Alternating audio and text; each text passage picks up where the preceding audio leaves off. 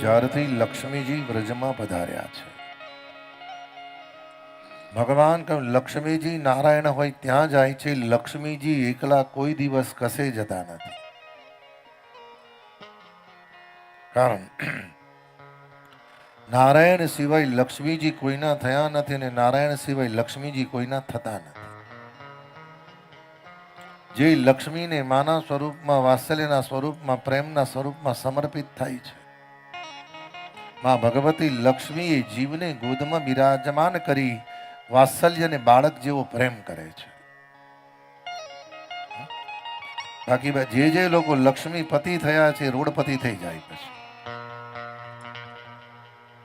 લક્ષ્મી નારાયણ સિવાય કોઈના થયા નથી. અને બીજું, લક્ષ્મી એકલા આવે છે ત્યારે રાત્રે આવે છે અને ઘુબડ ઉપર આવે છે. અને જે લક્ષ્મી નારાયણના સાથે આવે છે એ દિવસે આવે છે અને ગરુડ ઉપર આવે છે.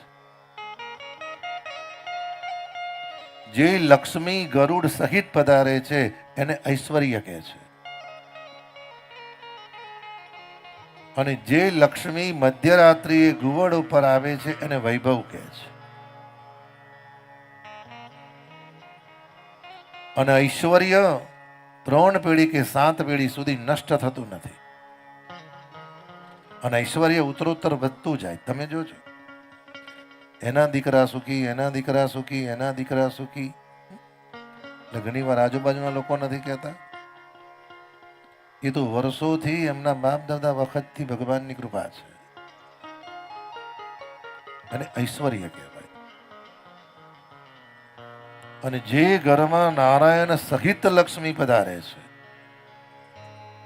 તો સૌથી પહેલા એ ઘરમાં ધર્મ આવે છે,